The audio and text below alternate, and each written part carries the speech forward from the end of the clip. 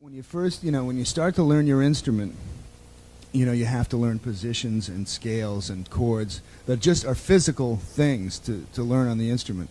And it's, of course, real important just to get into the chops area. But it's really important to stop doing that as soon as possible. To stop running scales, to stop running arpeggios mindlessly. And because that hurts you musically.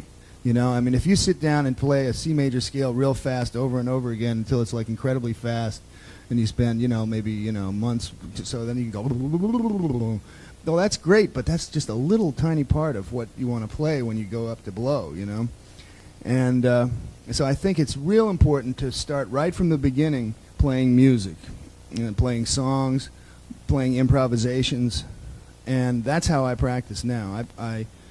I'll take a song like a blues. What we just played was a 12-bar blues, and I'll just practice running ideas through that kind of form at all kinds of tempos, and I'll also play like standard tunes, because that's what I really love. I always really liked jazz, and that's what got me.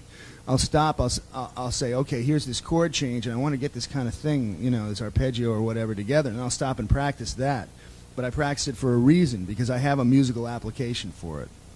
Then just learning songs on the guitar, sort of with just learning the melodies and learning the chords. But everything with a musical reason, and of course you have to learn positions and scales, but don't spend all your time just running the scales, because that's not going to give you anything other than the scale, and you don't want to play that. It's real boring to just play a scale, right?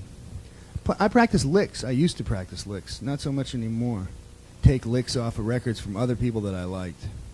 I guess I did that. I didn't do that a whole lot. More what I did was I sort of had my own little licks that were sort of bastardizations of other people's licks that I would just try and get together. And then I would immediately start playing a tune. Say, well, here comes this part of the blues. I can get that lick in, And then I would get to the stage where, after you learn a lick or something, then how do you use it? And there's always this thing of like, well, you got this hot lick, and you're playing and you're kind of improvising, and then in the back of mind you're saying, how can I get that lick in there? Shit, okay, maybe I'll try it now. And then you do it, and it either works or it doesn't. So the thing is to try to get the point where that lick or that musical phrase flows out of you just like you were singing. So it's no longer really a lick. You hear it, and it's part of a musical development, and it makes sense. And the reason you play it is because it seemed like the right thing to play next, rather than, here, how am I going to get it in there? You play, and then you throw it in. That's sort of, but we all go through those phases. But I guess what I practice is music. Also, what I practice is